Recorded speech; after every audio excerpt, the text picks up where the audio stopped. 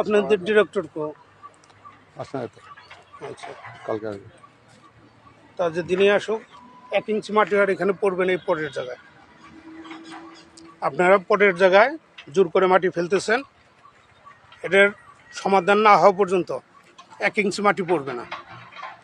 আপনার মালিক থাকুক ডিরেক্টর থাকুক তাদের জানাই দেন যে সহসভাপতি গালিবা আসছিল, এলাকার বিএনপির লোকজন আসছিল, যুবদল লোকজন আসছিল, এরা বলে গেছে যে পটের জায়গায় সমাধান না হওয়া পর্যন্ত 1 ইঞ্চি যেন মাটি না পড়ে। আর আমরা কি সেদিন কি অপরাধ করছি? ওটা রাখো, কারণ ওনারা জোর জুলুম করে পরের জায়গায় জমি পরের জায়গায় মাটি ফেলতেছে।